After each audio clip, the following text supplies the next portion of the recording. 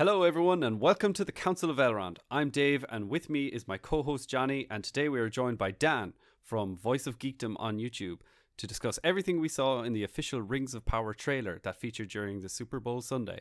Myself and Johnny will be doing some of the regular reacting, but we've drafted in one of the big boys, Dan, to give his expertise on what's going on. So first of all, if you guys haven't yet subscribed to Voice of Geekdom on YouTube, please go ahead and do that. You can do that while you're listening to this podcast right now. Dan does so many great videos on the lore of Tolkien and my personal favorites, the Silmarillion Explained.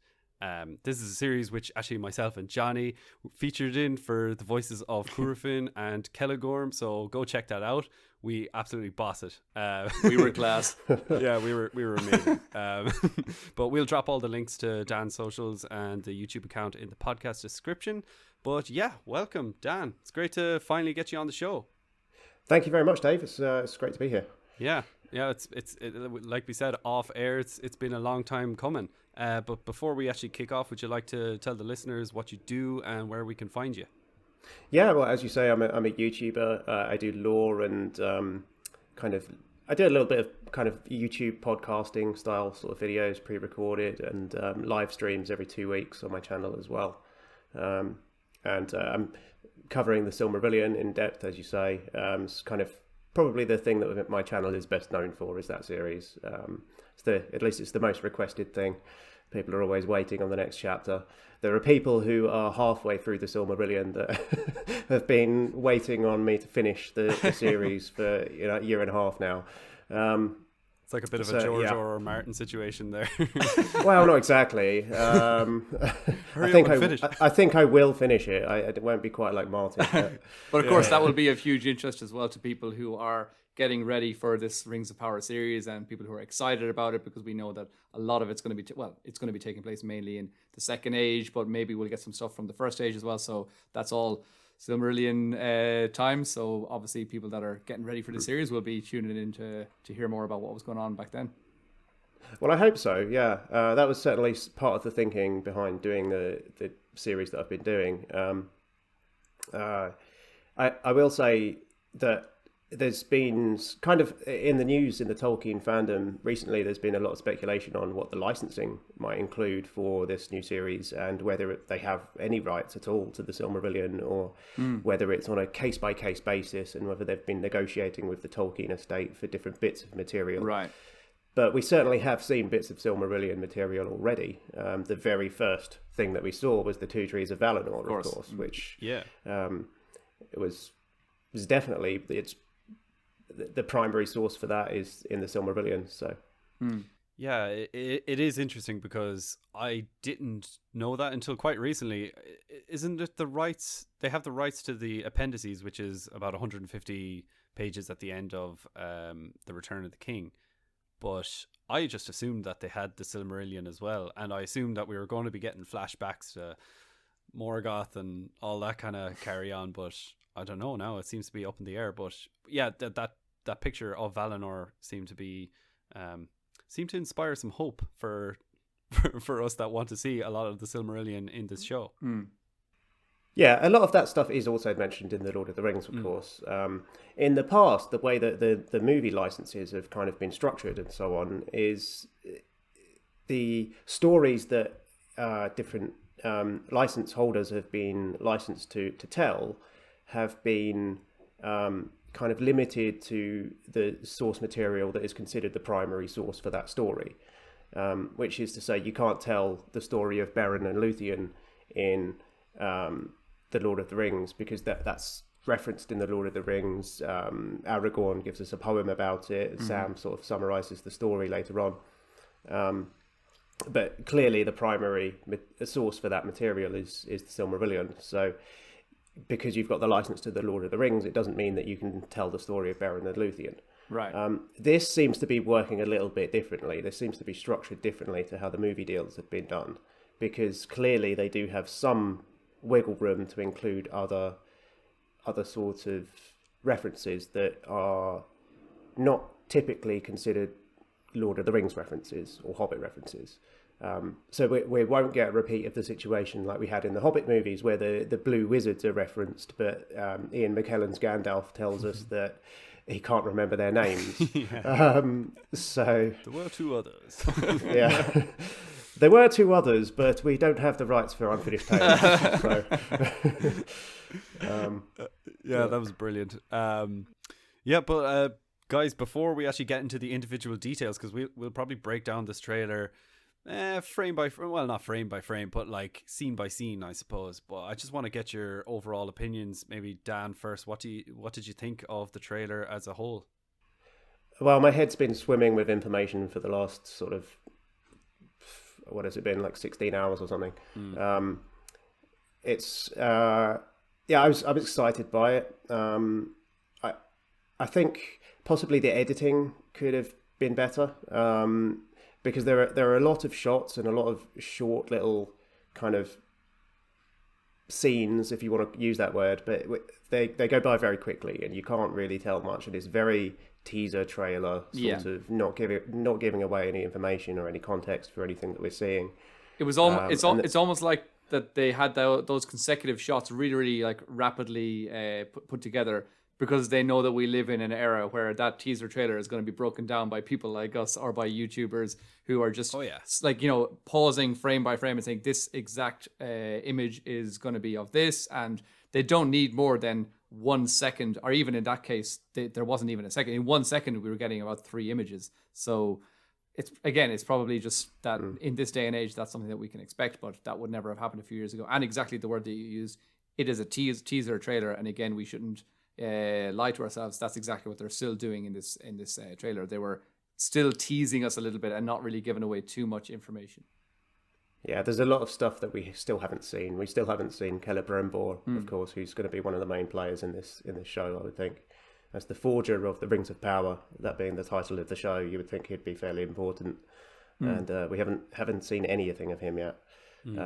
They've been more teasing this mysterious, we'll get onto it later, but this mysterious comet character who comes down on a meteor. Meteor Man. If you didn't know, the stranger. Sorry. No, if you didn't know this was called The Lord of the Rings of Power, you probably wouldn't know what this is about. It's about some meteor man coming to a fantasy world, and like there's no sign of rings, there's no real sign of bad guys in this teaser trailer. But it's a teaser. But overall, were you kind of yay or nay? Yeah, I was excited by it, but I do appreciate that I'm also, trying to be a Lord of the Rings influencer, so it's kind of my job to be excited by it. So in a way, So you hated it. So, well, I'm saying I'm biased. Of course, because I want this show to be a success. I think the trailer could have been better, in all honesty, but it was good. It did the job on me. I got excited, and I did a video breakdown on it last night, and I got nearly everything wrong, apparently, because loads of information came out while I was making the video. I closed off my social media so I could concentrate, and woke up this morning and realised that I'd gotten everything wrong. So, so it's doing the job of inspiring people to speculate, people like us. I think maybe the only reaction video that I watched was yours, and that's all the information I'm going off. So, so damn it. What about yourself, Johnny? No, again, similar to Dan. That, well, I mean, I really enjoyed it. First of all, but again, I mean, and Dave, you know this about me as well, that I'm not the kind of person that loves to watch lots of trailers before I go into movies or even before I watch series. I really don't want to be spoiled by absolutely anything. And even sometimes seeing characters in a certain position with a certain type of clothing on, for me, just, I feel like, I don't even want to see that. I want to see that in its moment and in its context. And it's almost like, I don't know, if somebody makes an album musically and you hear one song and it's like, okay, this is a cool song, but out of the context of that album where it's supposed to be created, sometimes I just don't like that, getting that sneak peek where, maybe it'll feel more natural when you get it in its like appropriate context. But I think I'm on the extreme side of not wanting to know absolutely anything about things. So for me, after watching this and still not really knowing too much, I was happy about that. And the most important like takeaway was just visually, it does look quite incredible, and it looks. I mean, I think nobody expected anything else, but the amount of money that we've been hearing is being pumped into this series. We saw the behind the scenes shot of how they made the title reveal, and we could see the kind of camera work and the kind of effects and the practical effects that were put into that. So we know that there's a huge budget and just huge, I suppose, care and importance being put into the way it's going to look visually. So I was happy to see that, and especially some of the big grand sweeping shots of landscapes. They were all quite beautifully done. I had some small details some small issues that we can get into later on, but overall, yeah, I liked it. I'm excited for it, and it teased me. So I feel teased. That was the goal. Yeah, Very that was good. Is anyone going to ask what I thought? What was your opinion, Dave? We all really want to hear. No, that's fine. But we haven't actually. We haven't, like, all day, we haven't had a chance to speak to each other either about, like, what actually, what actually was your first opinions. I was just thinking about it there when you guys were talking, and I was trying to think of a time where I saw an unbelievable trailer and the movie was actually good, because there's been so many times where you see an incredible like I can just think off the top of my head now. I don't want to slam DC, but Batman versus Superman, the first Suicide Squad, and just a couple of those, they showed so much and way too much in the trailers. That was back in that era, like 7-8 years ago, when you could show the entire movie. And like some of those trailers were incredible, but then everything good was in the trailer. So I kind of feel like the less you know, the better. And since this was a teaser, I was pleasantly teased, as Johnny said earlier. I loved the location shots, and I just thought the world looked quite beautiful. And there's little things that we'll get into, and a lot of things where I'm like, I haven't a clue what's going on here, but that's a good sign. Most of it, about 45 seconds of the 1 minute. I knew the parts where it said the Rings of Power and Fellowship and King, and I know what that means. I think most of the trailer was just trying to show us a lot of the protagonists' faces for the first time. Sure. So they did that well. So well done, Amazon. They showed us quite a lot of Galadriel, and I'm more excited to see her story than I was before, actually. I think, which is the most positive thing that I have to say from the trailer. Yeah. I think we all expected to see a lot of Galadriel, but then I think we also expected to see quite a lot of Elrond.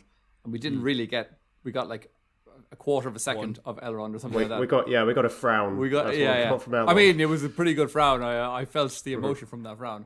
But as you said, Galadriel was clearly the one that featured the most, and so we can probably take it for granted that she's going to be the main characters that we're going to be following.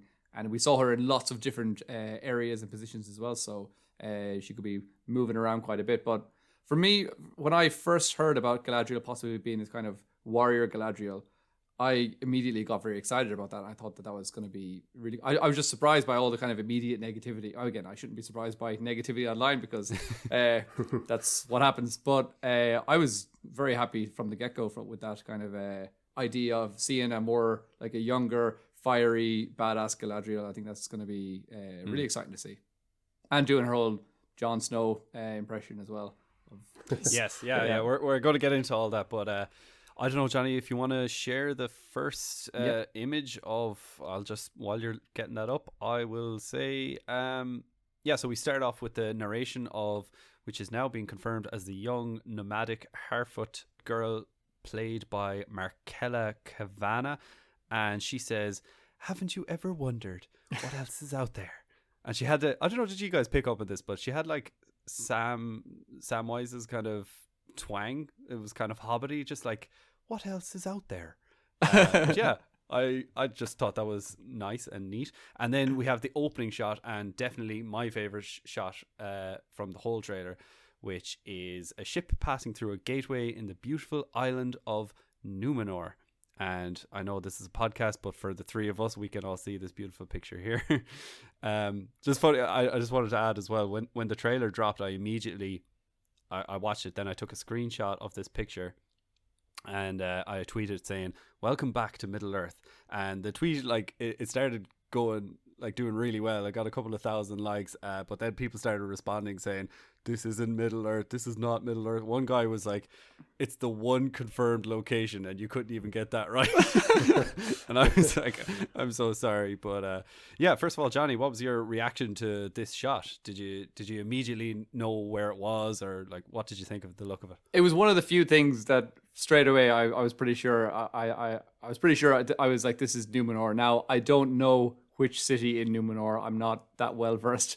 Maybe Dan will be able to enlighten us later on. But it looks like some sort of like maritime town, some port town in the island of Numenor, and it looks pretty stunning. It's very, very cool. I would like to know a little bit more about this. If it's how much of it is practical effects or miniatures or bigatures, and how much of it is CG added on top, because it looks fantastic. But I don't know. It's always something that you want to know, and the more practical effects that we see used, it just seems like that's you get a better feel for it. Obviously, in this one tiny shot, it does look really good. The lighting is a little bit, I think it's too perfect almost. So for that reason, that's one of the things I thought where it could have been more CGI than practical, because I just think it seems everything's so visual and so like well lit up, whereas I think more naturally you might have some darker shadows. But yeah, I can't really fault it. I think it looks stunning. I love the statue like built into the like whatever that is, that mound, that little mountain thing. That's really, really cool. And that's kind of like Argonath. Yeah, exactly. And that's what they're trying to tease, I suppose. Well, it just screams Lord of the Rings and Gargonath, and that incredible. That's one of the most beautiful images from Fellowship of the Rings as well, when you see the Gargonath, and it's like, wow. So yeah, that's obviously the thing that grabs your attention when you see it first. Yeah, and Dan, did you think this accurately represents Numenor, or what is your first opinion on this image? Well, my first thought was this was not Numenor, but I actually I surmised that this was maybe Alquilonde, which is the port of the Teleri elves in Oman, in the west, because with this being a Galadriel-centric story, I thought that maybe this would be her origins. So that was where I was coming from. But yeah, since having learned that this is Numenor, that makes much more sense. So it was my silliness there. The ships don't look like elvish ships, do they, at all? And they don't have those white ships on the Teleri. Yeah, the white, yeah. Yeah. And as you say, the statue there is very Argonath reminiscent, with the outstretched hand, the gesture like that. It's very similar, isn't it? Yeah. Which is clearly intentional. I wonder who that character is. Could be Elros, potentially. In which case he'll probably look exactly the same up close as the actor that's playing young Elrond. So we'll probably have that confirmed if we do see him up close, because they're twins. Yeah, that's right. Do we know if they're identical twins? I suppose they probably are. But Tolkien doesn't say, but usually in fan art and stuff, they're always depicted as being identical twins, and it's kind of nice to think of them as being identical twins. That's cool. Twins run in that whole family as well. I mean, Elrond's got uncles who were twins, who died sadly in the Silmarillion, and everyone dies in the Silmarillion. Spoilers.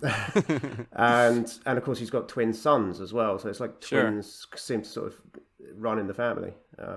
Which is something that happens in real life as well. So that's it's pretty good. But that is kind of funny that young actor who plays Elrond could, like, you know, it's just really cool for him personally to think like, I'm obviously one of the stars of this show, but also my face is imprinted in this incredible looking statue that's the face of Numenor. So I just think that must be really cool for that guy personally. Yeah, that would be cool. And it would be cool for him to have a bit of a Lindsay Lohan situation where he gets to play two characters. But yeah, so looking at this, to be honest, I don't really know any places in Numenor, but do you know where this city could be?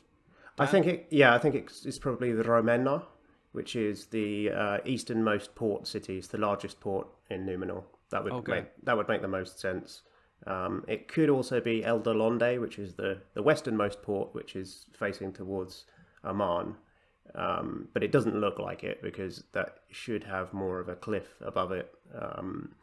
And Ravenna, the first one, is more of a bustling harbour, which this looks more, like. Yeah, I think so. I think that this strikes me as more being like the main harbour city in Numenor. Yeah. I don't want to. Like the.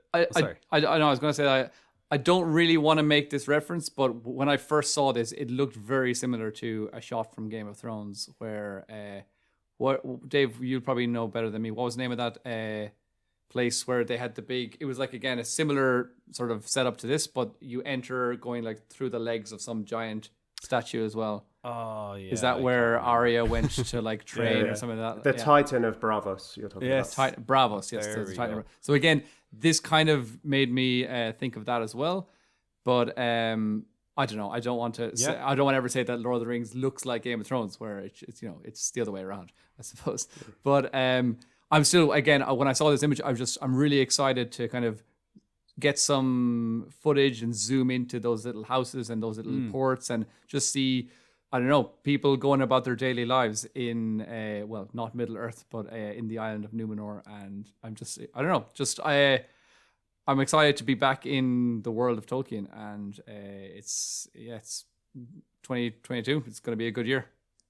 Yeah, well, I mean, when you talked about, you didn't want to compare too much to Game of Thrones. There was so much good in that show as well, so I don't mind saying certain things look incredible, like the way they looked in Game of Thrones also. And good to know we also have a Game of Thrones expert as well as a Silmarillion and Lord of the Rings expert here, the Titan of Bravos. There you go. Also, I've read the Song of Ice and Fire books. I wouldn't say I'm an expert, but yeah. Right, well, you've read them, no one else. No, I'm only our listeners are going to be learning something for once on this show. Yeah, they're always like unlearning things whenever they or correcting us. Yeah, it's worth it, guys. I'm just looking at this fire thing for the first time. I never really noticed it before. I saw the building on the left hand side, but there's actual flame coming out of that. Does anyone have any idea what this is? So for our listeners that can't see it, it's the kind of the big sort of. It looks like a bell tower of some sorts, or like a, I don't know, something that you might see in a cathedral. And it looks like there's flames. But it has like the Olympic flame on top. I'm only just noticing it for Olympic the first flame. time. I like that idea. Yeah, I actually noticed this flame for the first time this afternoon. Having watched it several times in the middle of the night last night. I noticed the flame this afternoon. There's a story set in Numenor that Tolkien wrote. One of the only stories. The only real story that he wrote in Numenor, to be honest, which was half finished, sadly, which is Eldarion and Erendis, which is a story about a kind of failed marriage, basically, which I won't summarise the whole thing, but during part of that story, the king, or the heir to the throne, Eldarion, he does build a lighthouse off the coast of Ravenna, which is the city that I said this probably is. So maybe it's that. Oh wow, cool. There you go. Could be. Well, that's the thing. Like, if they've gone into this much detail, they're definitely gonna be putting in these little Easter eggs and make you go, "Oh, that's the whatever you said there." So yeah, very good. I actually did think it looked quite like La Cinque Terre, is it, where we both visited in Italy? Yeah, with like the things built into the hill. Yeah. It's got that kind of Italian vibe. Yeah, especially just right up here, right behind that sort of a statue thing as well. Yeah, you can see they're all just built into that hill, so it looks really cool. And since this is Numenorian, which is kind of like, I don't know, old Gondorian in a way, like same style. And I remember that for Peter Jackson's films, they based a lot of the style of Minas Tirith on central Italy and, I don't know, Florence. And they wanted to say Minas Tirith was like the Rome of Gondor, basically. So I just think there's a lot of nice connections here. It kind of looks a little bit like Italy. Yeah, but even as you said, Dan, like you are maybe one of the, I mean, maybe the general population don't know that story about the building of the lighthouse. But for you then as a fan, maybe they're not going to reference that story, but just the fact that it's there in the background, you could like see that and feel more like, oh, this is actually the world that has been lived in and it is actually more the world of Tolkien. So they didn't need to go into that detail, but the fact that they are doing that means that maybe they're trying to leave these little Easter eggs or leave these little touches and details for the fans who know even more than the regular viewers. So I like, for all the negativity and things that people are complaining about online, I see a lot of positivity, and I see a lot of I've always been relatively optimistic about this show, and all of these little details just make me just kind of encourage me and keep that optimism going. So I'm very happy with all that. Yeah. We can probably move on to the next shot. We can skip this one and just go straight to the Harfoot. Basically, we get this panning shot over these two nomadic hunters and beautiful landscapes before our little Harfoot says, "There's wonders in this world beyond our wandering. I can feel it." And we get our first glimpse of the Harfoot, which is this little creature here. So, Johnny, what did you think of this creature with the horns coming out of her? Is that horns? It's supposed to be like an ancestor to a hobbit, but I don't know. It kind of looked like something from Narnia. Yeah, that's immediately Narnia was the thing that I kind of got in my brain when I saw this image, and I was wondering, first of all, what are these antlers, or what's happening? I think it's just some sort of headdress that she's wearing, and I think we're going to get to antlers in a minute. Yeah.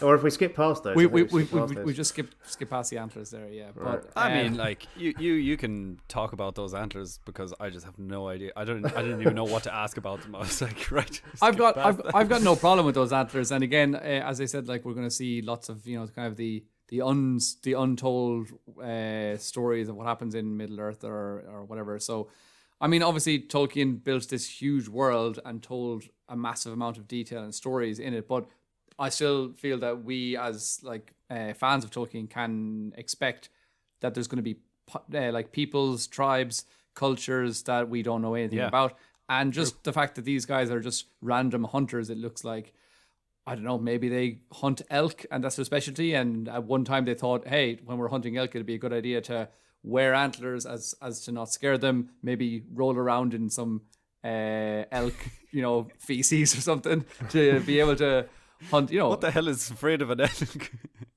Maybe lots of things. Let's put this moose to good use. But hunters always have weird, fashion. So maybe that's something that happened from back in the day as well. So I have no problem with those antler guys. But when I saw this image of this girl who's confirmed to be a hardfoot or a hobbit, I suppose. Harfoot. There's no D, is there? No, I don't think so. Okay, Harfoot. Okay, Harfoot, hobbit. I was a bit concerned first when I saw the antlers, because, as you said, it seemed kind of Narnia-ish. But I think that's actually, well, I don't know. Actually, I just assumed, oh no, it's probably just some sort of a head design that she has on. But what are your thoughts on that, Dan? Well, it looks like she's got a few flowers tied in her hair to me. Mm-hmm.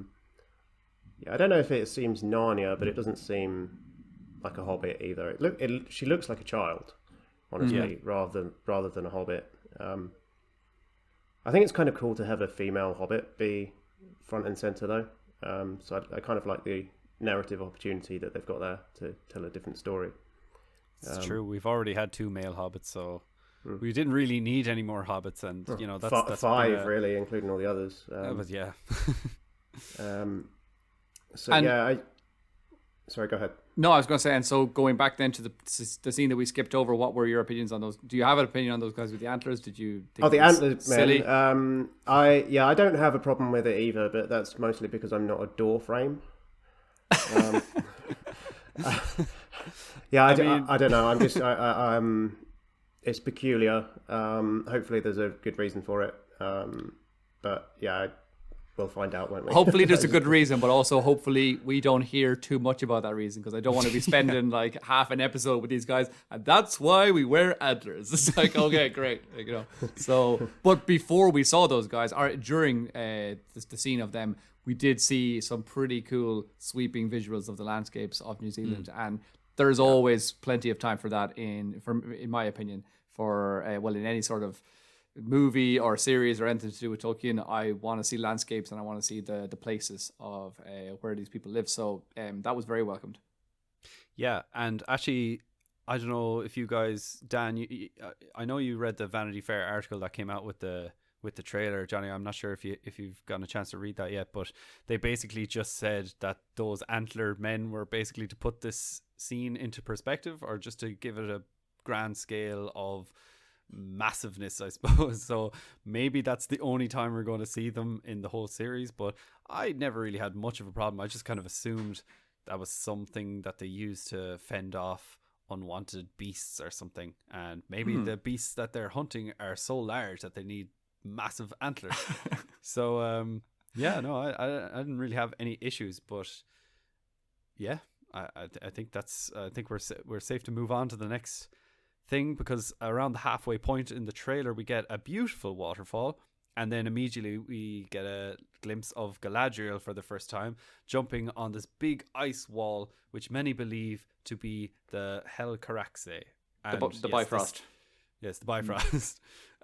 This is ripped straight from Game of Thrones, in my opinion.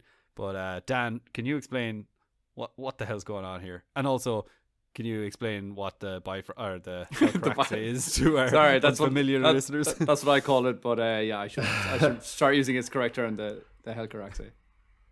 Yeah, calling it the Bifrost is actually kind of appropriate, actually, in a way. This is a little bit of an aside, but in the very early version of the mythology that is in the Book of Lost Tales, there actually was a rainbow bridge that connected Middle-earth and Aman, that he did rip directly from Norse mythology and then thought better of it in the end.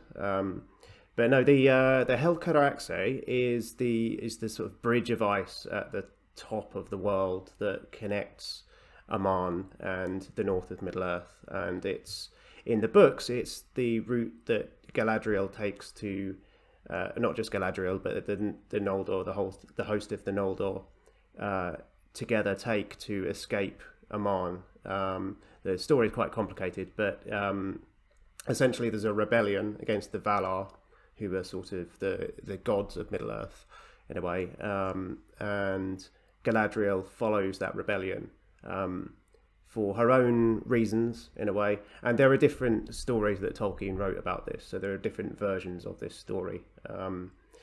So yeah, this was my first thought as well, that this was the Hel Caraxe, which is the grinding ice, and it was thought to be impassable by the elves until Fingolfin and his army, of which Galadriel was part, crossed that bridge of ice.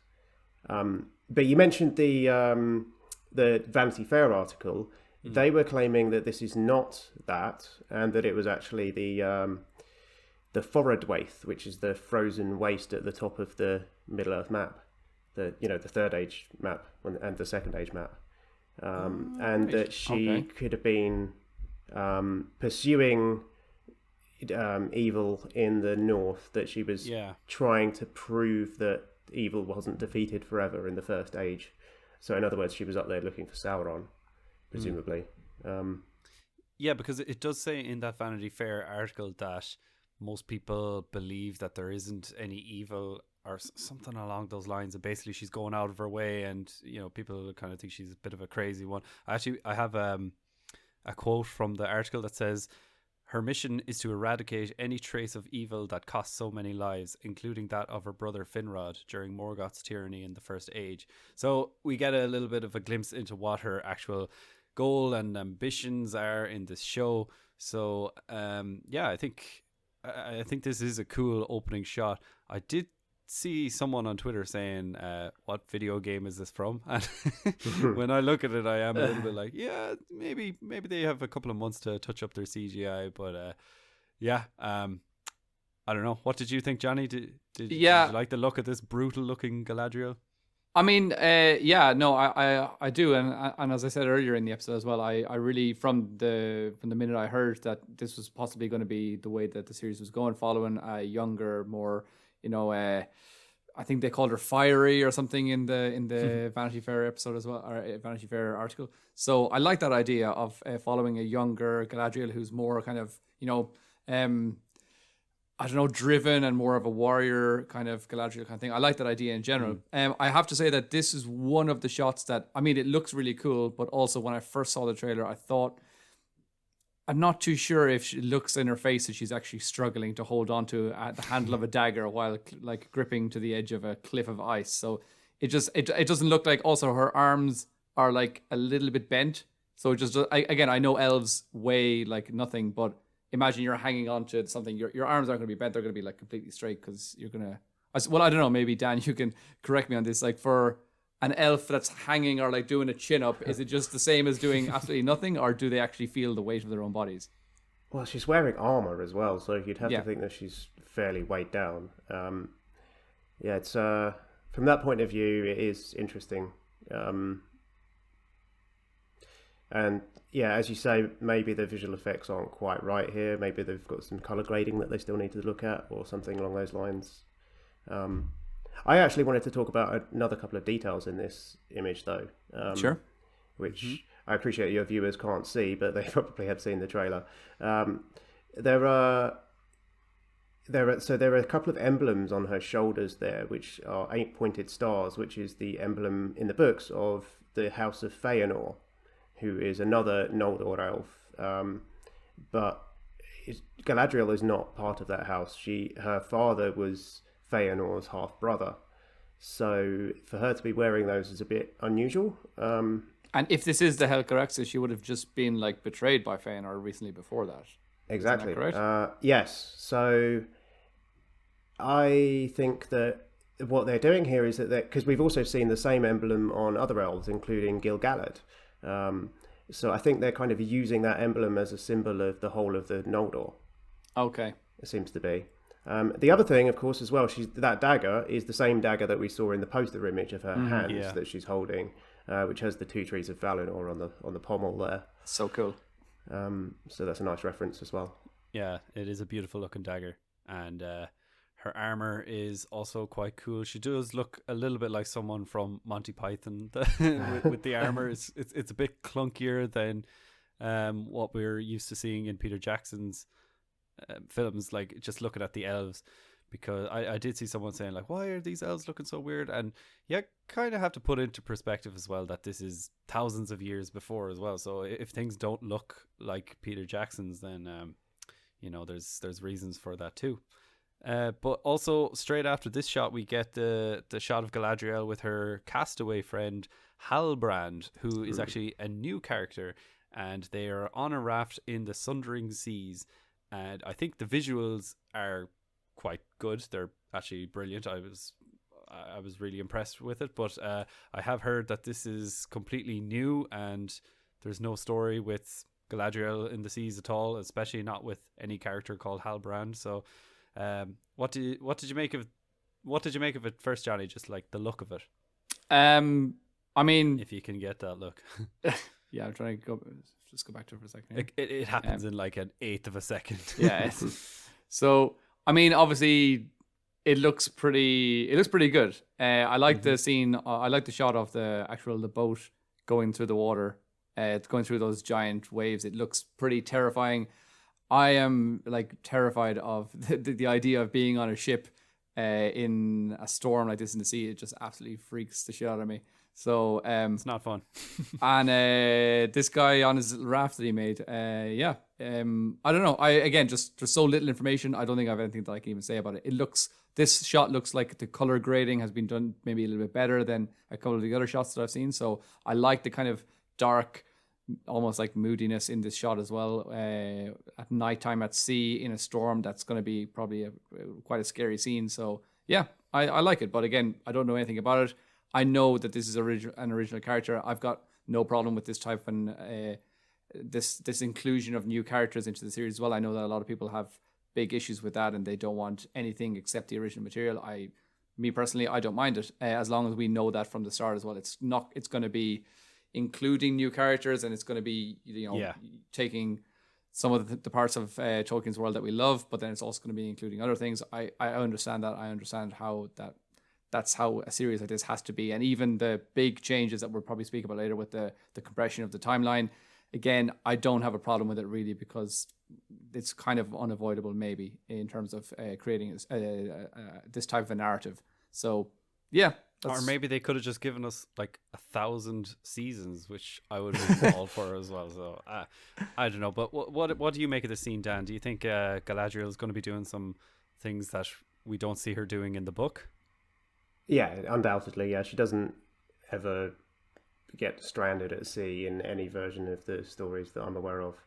There is a version where she does sail from Aman to Middle Earth instead of crossing the Helcaraxo. This is, but yeah, I don't think this is that. This is clearly a new storyline that they've come up with for her.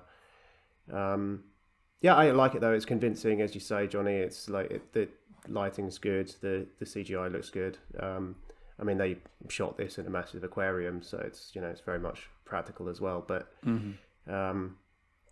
I like it, and I'm intrigued by this character as well. I like the look of him, and interested to see where they go with that story. Yeah, who knows? It could turn out to be a fan favorite, and it is funny because a lot of people did complain with new characters being added because there's so much lore to take from the Silmarillion and from Unfinished Tales and or wherever, even the appendices. So a lot of people wonder, why did we need to add new characters? But look, they have a story figured out, so let's hope that the story's good and these characters slot in like jelly. Yeah, let's trust the process, guys. Trust the process. No, let's trust the process.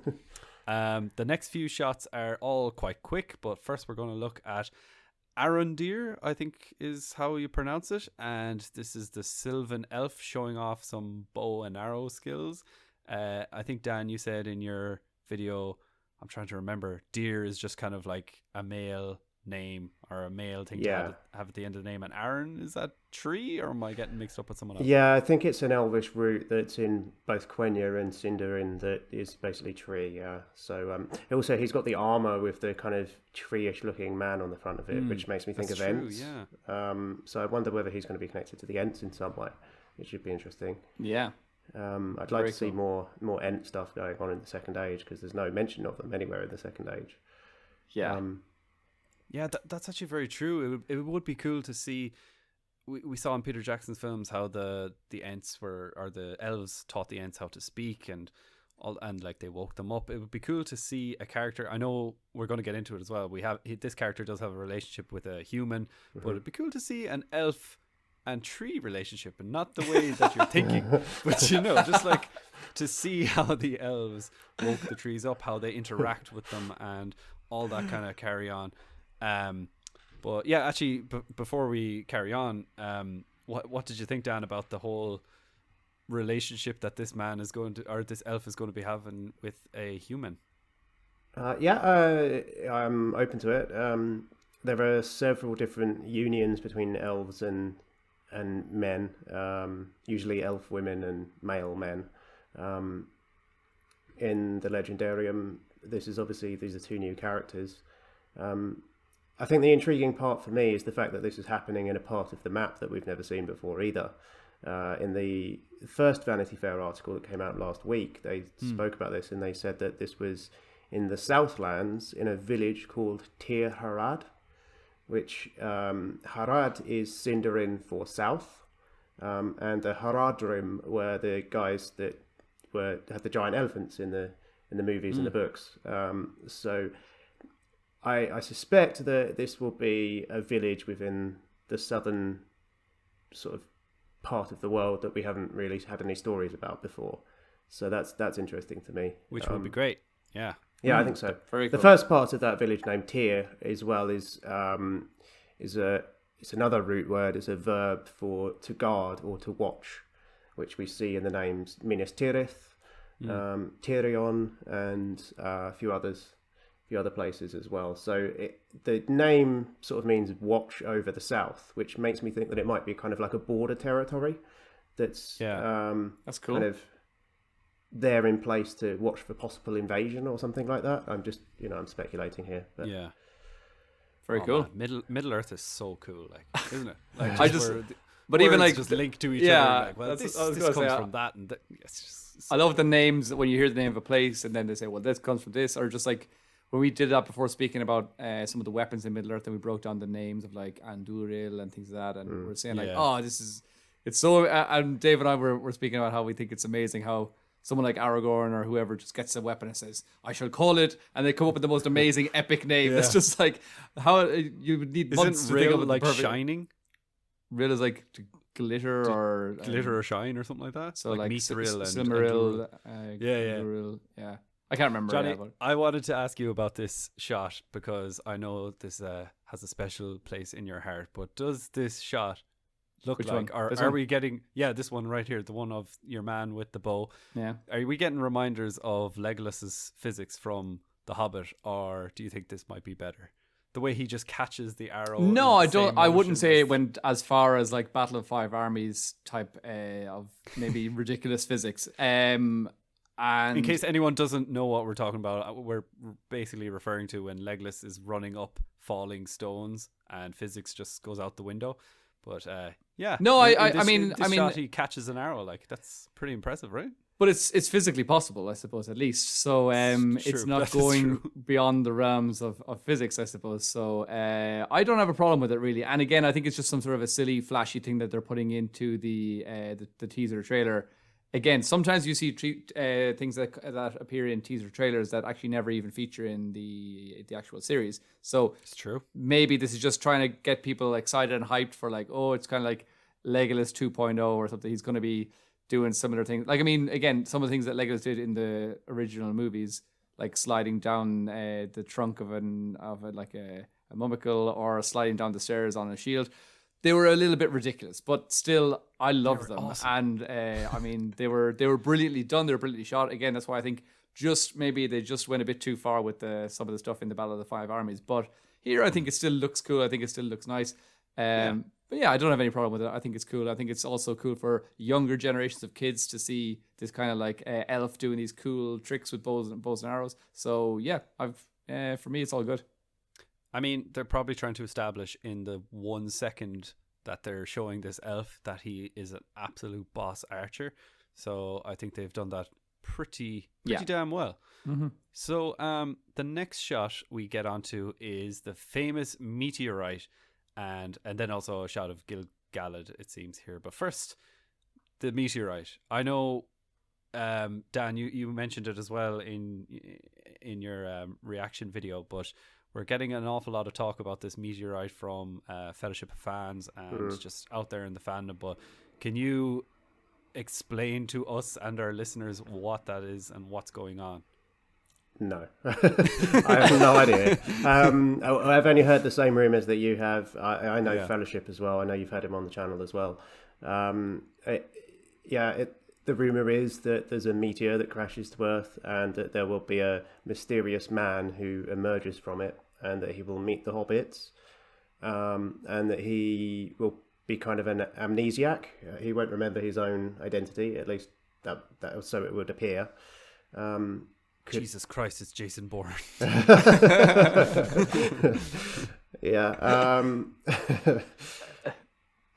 So that's about all we know about it. We're going to see him, I think, later on in the trailer emerging from a blazing inferno of fireball, and potentially some hobbit is helping him out. Sure. But I can't tell you too much more than that. Other than what are your emotions towards it? Are you excited for it? Are you a little bit worried? I'm a little bit cautious? worried. Yeah, I'm not going to lie. I'm a little bit worried. When I first heard about this, I thought that this doesn't sound very Tolkien to me. Where have they got this from? People in my comments section on YouTube have been saying similar things. Where this is peculiar. It doesn't seem very Tolkien. The only mention of a meteor that I know of anywhere in Tolkien's works is just this a meteorite ore that actually Eöl, who was one of the characters in the chapter that you guys voiced, or that Dave voiced.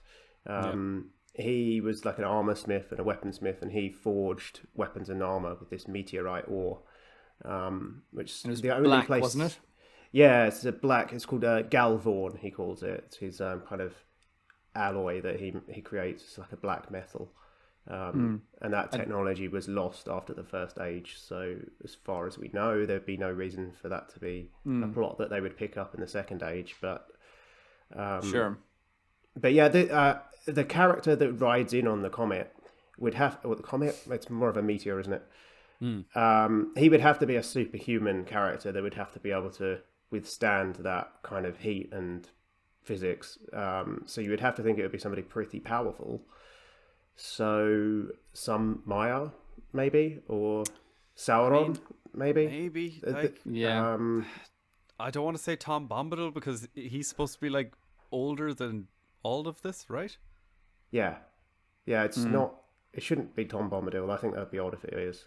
But they did kind of use a lot of words like enigma and I don't know. There was a lot of Tom Bombadil. But I think things. I can't remember where this came from. But I think a lot of people have been saying that it's been pretty much confirmed that this character could be an evil character. Again, oh really? I heard that from some places, and again, there's been so much information flying around. I can't remember if I saw it on Twitter. There's so much if somebody said it, but wherever I saw it, it seemed like it came from a source that somebody was saying that they seem to be pretty sure. But then again, you know, some people just say, "I know this is happening," so we don't know. But for me, I agree that maybe like a Maya or maybe like one of the Astari, one of the Blue Wizards is a possibility as well. But then also maybe like the possibility of maybe like a Sauron appearing as Anatar and not knowing his past and thinking he's just some good elf, and then kind of getting his memories back little by little and realizing that he can maybe convince people to do things that they shouldn't do and whatever, and kind of turn them from the inside. Maybe like befriending people initially with completely good intentions, and then like worming his way into his friendships that way, and then after a while kind of becoming evil because he remembers his past or something like that. But I don't know. It's very open to speculation, but I agree with Dan as well that I'm a little bit. This is probably the most. This is the part that I'm most nervous for, and it doesn't feel really Tolkien-esque, like you said, Dan. And that is something that kind of worries me. The whole idea of just a meteor man landing on a planet like from Krypton or something. It just doesn't seem really within the same world. But we'll see. Again, I've been pretty optimistic, and I am pretty optimistic, and I'm hopeful for most aspects of the series. So I'm gonna let this play out. I'm not gonna make up my mind before I get to see any more. So, I mean, Johnny, you touched on it there about like this possibly being a Maya. Dan, can I just ask, because they talk in the books about the Blue Wizards coming in whatever the year 1000, I think it was, but does it mention how they arrive? Like, do they arrive on ships, or they're just like sent from Valinor, right? Or they're sent from wherever?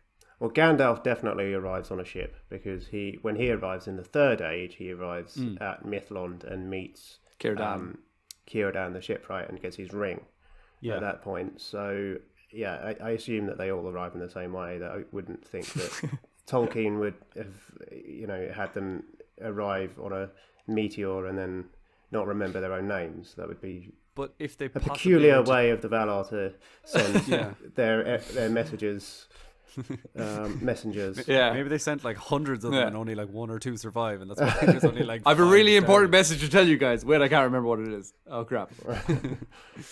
Okay, yeah, fair enough. I just kind of was thinking there, like maybe it is a Kryptonian. Maybe you're right. Maybe it could be. Yeah, Johnny, what did you think of this look of Gil-galad? Yeah, I like it. He's cool. Again, I mean, maybe as we said before, maybe they need to do a little bit more color grading. I think the color is quite good. I do think maybe his face is a little bit too. It looks like he's got like perfect makeup. But then again, he's an elf, so he's an elf. They are perfectly clean and beautiful all the time. But I do like the look of him with his dark hair and dark features, dark eyes, and I mean, again, it's literally half a second, so it's cool. I like the little golden petals on the ground as well to kind of go with his gold outfit. So he's looking good. He was like, "Oh, it's been a gold petal day. I think I'm going to get my gold gear on." And it's going to be, I don't autumn know, time. Gold Galad. Any extra insight there, Dan, or is this basically not really? We don't have much context. We just have a 3/4 angle view of his forehead and his nice shiny armor, don't we? So there's not much to go on there. I will say this is about as much as we got in the Peter Jackson movies of Gil-galad. Was about half a second of him in the prologue. So I'm looking forward to seeing more of him in the actual show. Yeah, so we've already got more of him in the teaser than in the entire Lord of the Rings series of movies. So that's definitely a good point. So moving on, we get another great shot of Galadriel charging on horseback, followed by her again finding a horrible creature and then running away. But first, let's look at this charge. I think this looks pretty cool. Johnny, what are your thoughts on epic everything here? I like it. Epic, yeah. It reminds me of almost kind of I don't know why. Just when I saw this, don't say the word. I was going to say Game of Thrones? No. I was going to say it remind me of Pelennor Fields when we see Gandalf charging out to with his staff. I don't know why, even though he's on his own and he's charging out to kind of like shoo away the Nazgul. Just the imagery of shoo. The I don't know, the mountains in the background, and I don't know, just landscape shots in New Zealand are always going to be incredible. So I like it. I like it. Yeah. Again, not too much to say about it, but it looks great. It could well have been shot in a similar location, actually, to the Pelennor. Do you think? Yeah. Yeah, maybe. It looks very similar to the way the White Mountains and the Pelennor look. Wouldn't be surprised. Yeah. Well, I hope they use as much of New Zealand as they possibly can, because I don't know, it doesn't look like they're going to be back there for season 2. So look, we can put that into another podcast discussing why they're moving location. But anyways, on to the next bit. There seems to be some sort of monster or troll thing here. And Dan, what are your thoughts on this? What's going on? I don't know what's going on, but I think troll is the best fit for what this creature is. I'm going to appeal to Fellowship of Fans again here and say that he actually did rumour this a long time ago, and they reported on this quite some time ago, and they described it as an ice troll, which isn't a thing in Tolkien really, but if Galadriel is up there in the north, adventuring on her own or with a small party looking for evil, maybe trying to track down Sauron, and she encounters beasts up there that were remnants of the armies of Morgoth, that kind of makes sense in a way. Yeah. I mean, who's to say that ice trolls don't exist? We've got trolls all over the place. Maybe you've got trolls up a little further north and they're just very cold and they have some icicles attached to them and maybe some extra tusks. So, yeah, I don't mind. There's wiggle room there, right?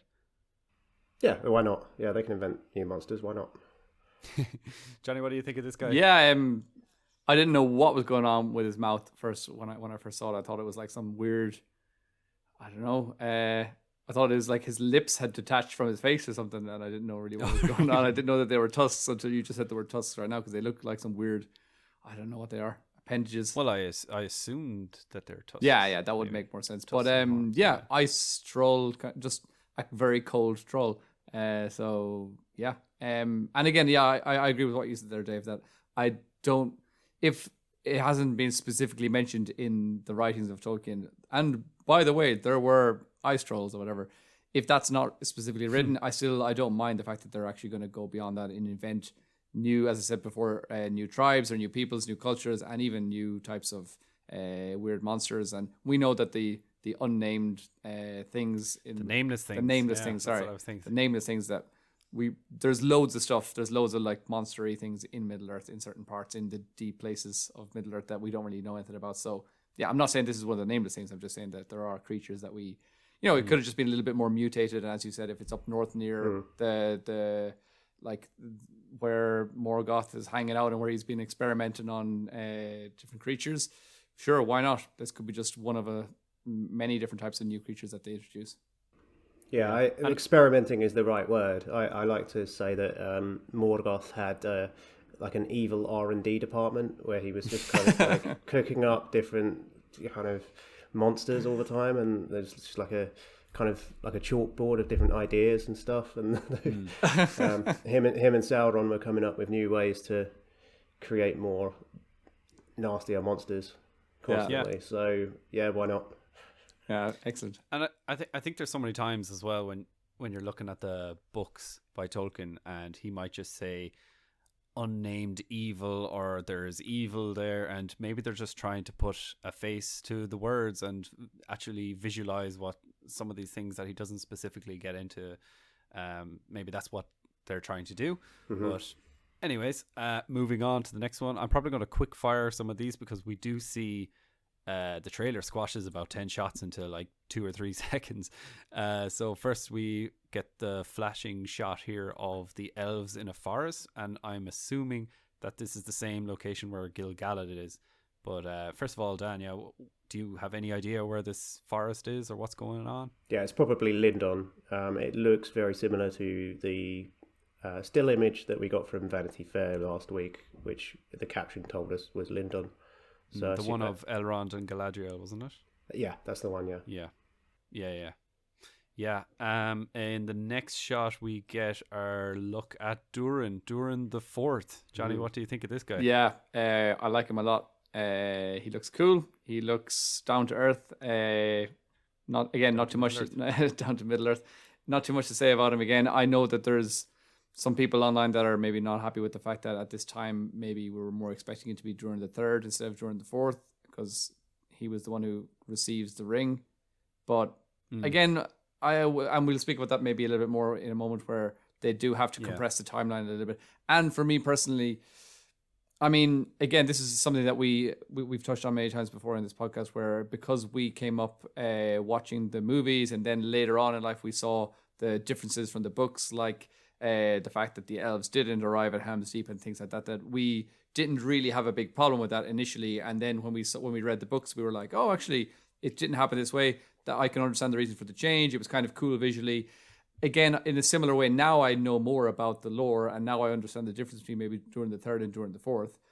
But for me, I can understand the reason for those types of changes as well, and I can go back to almost my who I was when I went to see the movies. That kind of a detail wasn't hugely important to me then. Now, obviously, maybe there are some people that say the elves should never have gone there and whatever, and I understand that point of view as well. But as we've said, when you don't have that preconception going into something, maybe it's not such a big deal. And they probably know that the wider audience won't really know the differences between all the different Durins, and that the importance of the name of Durin and whatever. But again, details like that, I can understand the reasons for those types of changes. But but this guy personally, visually, I really like him. I think he looks cool. Yeah. I mean, Dan, there's obviously a reason for him not being Durin the Third. We just don't know what that reason is, and I assume it's something to do with the compressed timeline, which we'll get into in a little bit. But what am I trying to say here? Like, what do you think is going on? Because of course he's Prince Durin the Fourth, I believe. Durin can't just be like the name of the son. He can't just be like, my dad is Durin, I'm the next Durin, because it didn't have to be like Durin reincarnated, something like that. So there's Durins that come around every, I don't know, once in a while. It's rare for someone to be named Durin, so they can't just throw that out there. But obviously Amazon must have a reason behind this. So does that fill you with any confidence, or are you still a bit bewildered? Well, it's an artifact of the compression of the timeline, as you say. Durin the Third was, as you said, was the dwarf who was given the Ring of Power for the Longbeards, and I was expecting that to be the dwarf king that we would probably see on screen. Durin the Fourth was the Durin who was present during the War of Last Alliance. So if you're going to depict both of those, you need to pick one or the other. So that's what they've done. Right. So that's what's going on there, basically. It's not, in and of itself, it's not really a big issue, but it's a symptom of the issue of compressing the timeline. Exactly. We'll talk about later. Grand. So moving on, we have our first glimpse of Elrond, and he's looking pure badass, pure, I don't know, boyzone 1999. very, very 90s hairstyle, yeah. Yeah. What do you guys make of that? I'll let whichever one of you wants to take the floor first. We'll give it to Dan. Boyzone. Dan. It's. I'm not sure about the context. He looks like he might be indoors, maybe underground somewhere. He's got this odd sort of object in his hand, which I'm still not sure what it is. He was holding that in the poster image that we saw as well. At least I assume it's the same object. It looks like the same thing. Maybe we're seeing the other end of it, because the end that we saw in the poster image looked like it had a kind of palace on the top of it, which some people are suggesting is Gondolin. Others are suggesting that it could be another city, but curious about that. I like the costume. I really like the And costume. my main overriding emotion about this is that I really wanted to see more of Elrond than this. So they're keeping this tightly under wraps. Perhaps we'll see a lot more of him in a second trailer if we get one. Yeah, exactly. And I had the same feeling that I wanted to see more of Elrond, but again, this is our first actual teaser trailer of any sort of length. So, like you said at the beginning, Dave, maybe they're just trying to introduce the characters to us, let us see their faces for the first time in their clothes, apart from just getting a shot of close-ups of hands. So it's just like very slowly. Here's the name of the show. Here's now some hands holding an apple. Yeah, now you can see their faces for like a third of a second.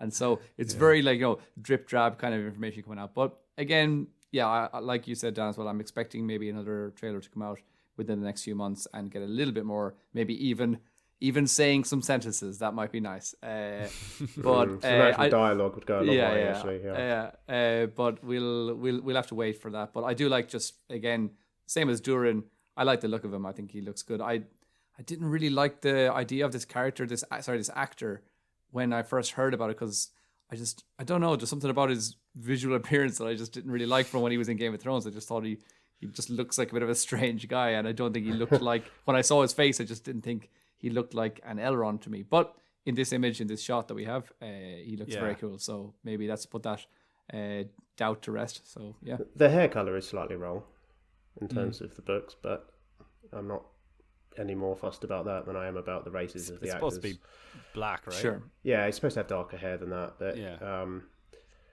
it's not really a big deal. Look, it was the 90s. Maybe he just went for a little streak got some highlights. of brown, and he was experimenting. So we don't really know.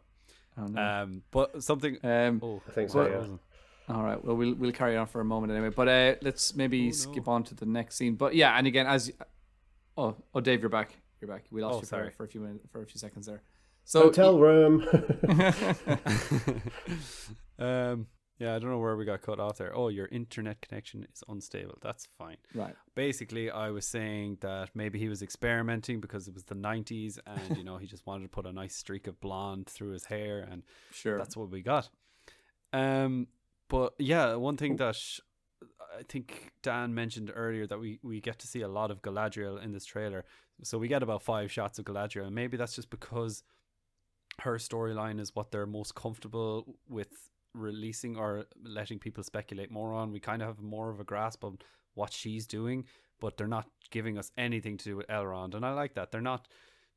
There maybe a lot of the Galadriel stuff happens in the earlier episodes, and maybe the Elrond stuff, they're like, oh, we can't really give that away because it's too spoilery. So as Dan mentioned earlier as well, with like Celebrimbor and characters like that we haven't seen at all yet. Yeah. And so there's still a lot to come, and we shouldn't expect to get too much information we shouldn't expect too much from a 1-minute teaser trailer either. So The one thing that they have said about Elrond is that, or at least the Vanity Fair have said, is that he's a young and politically ambitious Elrond, which is an interesting way of characterizing Elrond. I wouldn't necessarily describe him that way myself. It's not my impression of him as a character really, but there's a couple of different ways that you could take that.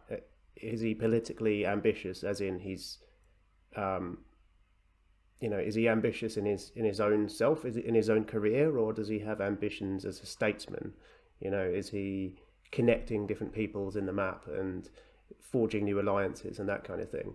Because I could see him that way, very much. Right. Because Gil-galad does that. In the books, there are reports about Gil-galad reaching out to the Númenóreans and that sort of thing, and of course, eventually forming the last alliance. So perhaps that is the context that we'll see Elrond in, but.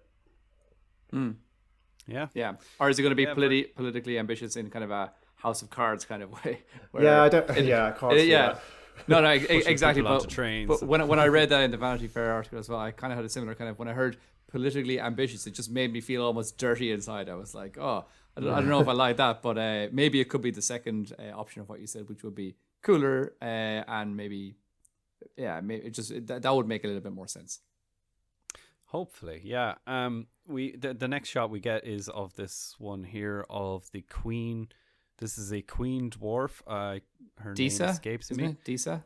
Disa, yes. Yeah, Disa. But actually, I didn't realize this until I read the Vanity Fair article. But she's actually singing here, and She's actually what? she's singing here, and Okay. what Dan, you probably remember better, but it's something to do with like singing to the mountain or something, something along those lines. Are you talking about the Misty Mountains song in the? They said something in the article about how the way that they actually carved through the mountains, there was a great deal of singing involved, and they know maybe did I just misread that completely? But anyway, No, probably not. Here, I probably did just missed it myself. I don't know. I was kind of skimming, but they did kind of seem to emphasize a lot of what she's actually doing here. She's singing, and that's going to be a great insight into actually seeing the Khazad-dûm and all that kind of stuff. Really excited for that. Really excited to see a lot of Khazad-dûm. So that's going to be. I am very excited to see Khazad-dûm. That's really interesting. I didn't realize that she was singing, but she does look a bit opera singer there, actually, doesn't she? Yeah. Yeah. She's cool. I do like the look of her for Dwarven Queen. Me too. Yeah. Yeah, she looks badass. I like the eye makeup situation. Yeah. Yeah. And it looks like she's happy to get her hands dirty as well and work alongside with the men and get gold all over herself. So that's cool. Yes. So the next shot is a small one of Galadriel. It looks like she's about to get a haircut or something. But I assume this is taken from the raft as well. So she's with her friend Halbrand, isn't it? Yes. Yes. Yeah. So I don't know if we get a great deal from this shot either. I think it's self-explanatory. But the next shot is the fireball scene, which is, as described, a tall, shaggy-haired man rising out of a burning crater and the Harfoot girl reaching her hand out. So we get a little bit more insight into this scene here. Sorry, I'm all over the place. Yeah. I'm trying to slow it down. So this is the crater man. I don't know, this is where the trailer started getting a little bit weird, but what are your thoughts on this, Dan? Yeah, I don't know. I mean, we already kind of covered this a little. He's a mystery. He's supposed to be a mystery. You speculated about Tom Bombadil earlier. If he emerges from this raging inferno of destruction and then suddenly starts singing about his clothing in trochaic meter, then it's going to be quite a short mystery. Yeah. And I mean, he's, like, no offense to Tom Bombadil, but he's so unimportant in the books. Like, you could just take those chapters out. He's so, like, I don't know what kind of grand scheme they have planned for this. And it seems like they've been saying that to be Tom Bombadil. It seems like they're sort of teasing again that season 1, this guy's going to be one of the most important characters in this season. It seems to be the main, the Hobbit and this Enigma character. So we'll have to see. And there he is, but been born in flames, it looks like. So, by the way, I don't know, is this spoiling anything for you, but it was confirmed in the article that the two hands at the end of the trailer is actually this guy and the Harfoot as well. So that's in the poster images. He was the one with the apple in his hand as well. Exactly. So then finally we get on to some dude smashing an open rock. Who the heck is this guy, John? I just imagined it was Durin just showing off his rock smashing skills, but what's he doing? I don't know. Again, I mean, these are not my own words because it's just something that I heard other people saying. Maybe he had discovered maybe Mithril or something like that, which would maybe make sense as well. But or maybe this is part of the meteor from Meteor Man. Could be. Yeah. Maybe, yeah.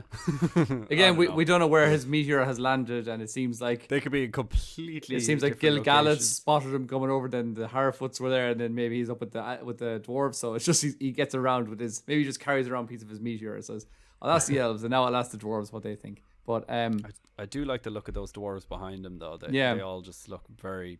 And Tolkien. It looks like I thought it was maybe an axe first, but now if we've just paused this image, it looks like that's just like some sort of a war hammer kind of thing that he's using to smash it open. If we see that top part up there, but if I slow it down, it looks like a hammer of some sort. Yeah, but then cool. the the next one we have is some other dude leaping in chains, and I'm not 100% sure who this is, but do you know, Dan, who this could be? He's got a big axe as well. Not for certain, but I think it's Rondir again. Okay, that's the elf, isn't it? Yes, the elf of the south, the Sylvan elf. That we saw catching the Ishmael arrow. Cruz Cordova. Yeah, I think it's him. I don't know if that's been confirmed anywhere, but it certainly looks like him to me. Yeah, I just immediately thought it was obviously him, but then just now is the first time I've seen that we can't really see his face too well. But yeah, I think that's pretty much him. And then this shot is probably the most interesting one, and I think it's been confirmed as Finrod, and he's in a battle, and he's wearing some pretty cool golden armor, and we get to see our first glimpse of orcs as well. And I don't know about you guys, but it does look like they're going for the makeup route, which would please me greatly. So, Dan, what can you tell us about this? What do you know what battle this could be, or what's going on here? Most likely, if it is Finrod, just to explain to your listeners as well, Finrod is the older brother of Galadriel in the Silmarillion. If this is him, and that does seem to be a semi-confirmed rumour at this point, then this, I think, is probably the Dagor Bragollach, which was the battle in the First Age where the siege of Angband was broken, where Morgoth suddenly burst through the leagues of the Noldor, and this was the first appearance of the first dragon. So the dragon Glaurung appears, and lots of lava comes out of the mountains of Angband, and flame. The Dagor Bragollach is the Battle of Sudden Flame. So that's what happens there, and we can see some fire in the background and some explosions going on and stuff. And clearly, the elves are losing here as well. It looks like, so that's the most likely candidate. Mm-hmm. Yeah, we actually just did an episode on dragons a while ago, and we spoke about the possibility of seeing that battle, or seeing Glaurung coming out, and we were just, that makes me very excited if that's the possibility of seeing that. So that would be extremely cool. Finrod was certainly at that battle. In the aftermath of that battle, he was rescued by Berin's dad, and that was where he was Barahir. That was where the Ring of Barahir stuff comes from. So that was the ring that gets passed through time and space and ends up on Aragorn's finger in the Third Age, and we actually see that in the movies. So that's where that ring came from. So it could be a cool prequel moment to get the backstory of that ring as well. Yeah, definitely. That would be deadly. Yeah, so that was also worn by the line of the Lords of Andunier and Numenor as well. So that's something that we probably will see in the show at some point. Yeah, and it might be nice to get some of the background on that ring, because if you've only seen the movies a couple of times, you don't really know the importance of that ring, I suppose. So it would be cool to learn a little bit more. Not magic, but it's much, much older than the Rings of Power are. Cool. Yeah, that's pretty dope. And this battle looks cool, and I really hope it's not just like a quick glimpse and a flashback, and we actually get a good, decent battle here, because and it'd be cool to see a battle where orcs are actually doing quite well against elves. Like, that could be quite interesting, because normally we just see the elves cutting through the orcs like they're nothing, and maybe the fear in the eyes of the like elves when they first see, for example, Glaurung the dragon coming out, where they'd never seen a dragon before, and so maybe it'd be so amazing to see these guys that were so used to like mopping the floor with these orcs, and then they're in a battle and suddenly this dragon comes out, and there's just the terror that must have been on their faces at that time. So I'd really love to see that visualized. Yeah.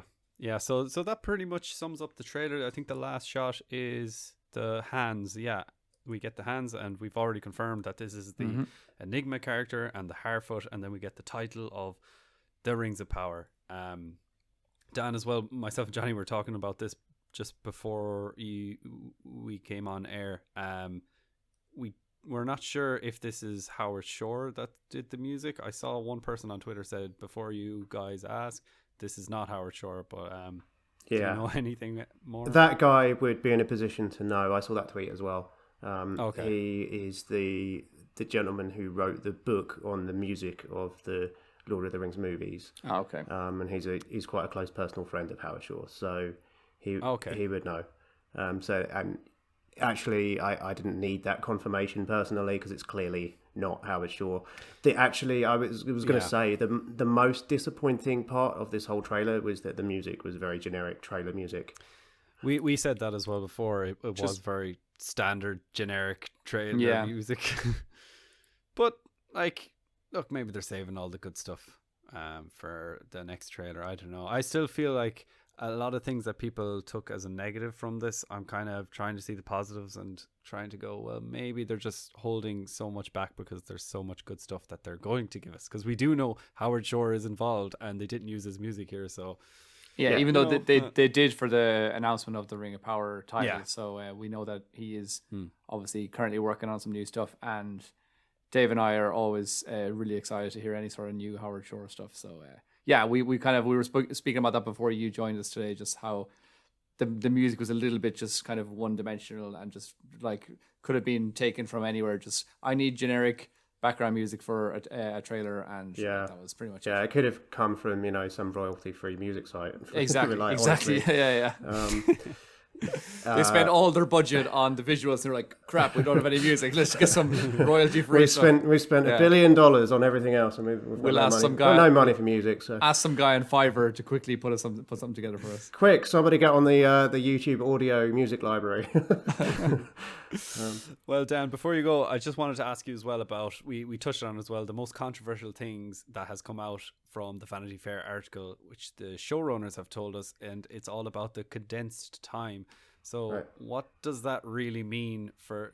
I think what they said is it's so that characters aren't just going to be dying each season, but what does the condensed time mean, and what does it mean for the series? Well, it means that they're depicting... There's three main events in the Second Age, really, and the first one is the Forging of the Rings of Power. The second is the downfall of Numenor, and the third is the War of Last Alliance.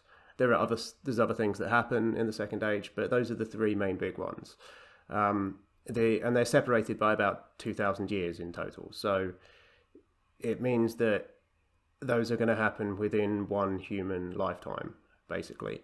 I'm a little bit concerned by it on one level, which is that the Numenor storyline is very much about mortality, and it's about how the Numenorians fear their own death and envy the elves their immortality, and that's why they're tempted to invade Aman, and why, spoiler alert, ultimately Numenor ends up under the ocean. Hopefully that's not too much of a spoiler for people who don't know the books, but that storyline is dependent on you feeling the weight of their mortality, and you kind of lose that without the history of hundreds of years, I think. So I'm a little bit concerned about how they'll depict that, and more generally as well. I mean, the history is something that the depth and the scope of the history is something that's so strong about Tolkien's world building, that it's be interesting to see how they still manage to replicate that and build that into the world that they're building for this show. I mean, to a certain extent, in a visual format, you can do that just with the nifty visuals. We talked at the beginning about the statue in the Numenorian harbour there, and you get the sense of that being an important figure, and it's very much reminiscent of the Argonath, which gives you that prequel moment and so on. So maybe the visuals will tie that gap. But with you compressing the timeline to that extent, I do feel as though there's something that's lost there. The Tolkienian aspect of the deep time. So that's my thoughts on it, basically. I'm open-minded, and I'm interested to see how they solve some of these problems and what they do with the narrative. Yeah, well, here's hoping. Like Johnny mentioned earlier, how we wouldn't really know a lot of these facts before going into... I know for myself anyways, I didn't realize how much of a big deal it was until I heard everyone's opinions on it on Twitter about like the condensed time. But yeah, I'm just hoping that it's all for story reasons and it works out for the best in the end. So yeah. And maybe they can, in some sort of way, through flashbacks or something, show the importance and the relevance of what you were saying we would miss out on in a compressed storyline, where we could see that an elf has lived on for hundreds of lifetimes of other men and whatever other mortal races, and that we can see the importance, or the maybe even the emotion on the part of the elves, and how they feel like, they could never befriend or even less, form a relationship with someone that's a human. Yeah, because that's a big part of the elves, right? Like, exactly, that's why they don't have relationships. Well, that's one reason why they don't have relationships, and why they're so sad and glum and care little for men and their silly ways. Men are weak. Maybe the relationship between the Haradrim woman Bronwyn and the Sylvan elf, maybe those themes will be explored through that relationship a little bit. Sure. Yeah, maybe. We'll see. Right, well, one last thing I wanted to ask both you guys as well. I'm not sure, did you hear, well, I'm sure you heard, but the Saul, I don't know if I'm pronouncing this right, the Saul Zaentz company is selling off the rights selling off the rights to make movies and video games based on The Lord of the Rings and The Hobbit. So I wanted to ask what you guys think of this. Because, first of all, this includes the rights to TV shows with more than... Yeah, TV shows with more than 8 episodes, live events, merchandise, theme parks, and some rights across additional token texts, the Silmarillion, Unfinished Tales, all that kind of stuff. So, and Amazon are being rumored to be sniffing around these. So, first of all, Johnny, what do you think of this? Are you excited? Yeah, why not? Again, we spoke about it in a recent episode, where there's a possibility that Lord of the Rings could turn into some sort of like the new kind of Marvel cinematic universe, with all sorts of different shows like spiraling off and getting little side shows and things like that. And maybe that's for a good maybe there's, well, I don't want people to just completely squeeze every drop out of the lemon of Tolkien or whatever, but I think that there is enough material there to go around and to do some good work with it. And me personally, just any sort of Tolkien stuff that's going to be put out there, series or movies or merchandise, I'm going to be first in line to gobble that up. And if it's a theme park in the future, that could be pretty impressive as well. That could be really, really cool. I think we've spoken about that before, how that would be a dream come true type of a theme park. So yeah, very exciting. Dan, what do you think? The theme park thing was an eye-opener for me. I had no idea that there was theme park rights that were even out there, that had been something that had been sold to Saul Zaentz already. My main thought is ching ching money. It's going to be sold for a lot of money, and there's basically 2 big contenders here that are the obvious ones. It's Amazon, of course, and Disney as well. And I don't know which one I'd rather have the reins to the Lord of the Rings, really. We'll know better after the series as well. Yeah, we will. You have to think Amazon are definitely interested, and the timing of this isn't an accident, isn't a coincidence. No, yeah. I know I've asked it a couple of times on Twitter, and it's been met with many responses. But if you guys could design, last question, if you guys could design one ride for a Middle Earth themed theme park, what would it be? Johnny, you start. Oh God. Right, while you think, I will just tell you mine. I think the idea of having like a Moria or Khazad-dûm, I should say, themed like minecart roller coaster thing, kind House of like of Horror. Indiana Jones, where you're like, where you're in a cart and you're like flying along, and you get to see like the mithril being made here and then the Balrog coming out here. I think that'd be pretty dope. You mean it's just like a museum tour of Khazad-dûm then, is it? Yeah, but that'd be cool. That's what you want. Yeah, no, for sure. The Balrog pops out and you have to have a little battle with him. That sounds cool. I don't know, maybe a water themed one, like floating down the Anduin River, or I don't know, something like that. Dead, like Boromir. Okay, I've got a good one. How about Mrs. Maggot, Farmer Maggot's wife? How about like a mushroom themed like psychedelic ride? Oh wow, that would be trippy. Oh wow, yeah, that's you good get one. your own bag, and it'd be called mushrooms. Shortcut to Mushrooms. Yeah, very nice. You even have a title. Wow, this sounds like you've thought about this before. That's the title from the chapter from the Lord of the Rings. No, I haven't thought about that before, but that's my best answer at the moment. Sounds good. Sounds good. Well, that is good. I like that. So guys as well, not you guys, but listener guys, send in your thoughts on what you think would be the best version or the best ride in a Middle Earth themed park. themed theme park. Yeah. But yeah, we've heard Johnny compare Tolkien to a lemon, and we've heard Dan's beautiful English accent. So that's all we have time for today. Dan, thank you so much for coming on Dan. on such short notice as well. We've wanted to have you on for a while. There's so many people we want to have on, but yeah, you were definitely high up there on the list. I really enjoy watching your videos, and yeah, it's great to have you on. Hopefully it's the first of many. Oh, my pleasure. Yeah. I know. Thanks for doing what you do. Cheers. I'd love to have you guys on the channel as well at some point for a chat. So we'll keep talking. But yeah, great. I really appreciate the opportunity. It's been good to talk. Oh, it's been a lot of fun, and thanks for your insights, because Dave and I have definitely learned more. We're more knowledgeable now than we were an hour ago, so that's always good. I'm going to forget it all again in about half an hour. But guys, that's all for today. We will put all of Dan's socials in the podcast description, so please go like and subscribe to Voice of Geekdom. While you're at it, if you don't subscribe to us already, go ahead and do that and leave a review and a rating if you haven't already. And if you want to reach out to us, our links are in the podcast description also. Please let us know what your thoughts on the trailer are, if you're excited or if you're bummed. But yeah, we just want to know. So get those comments in. But until next time, guys, goodbye.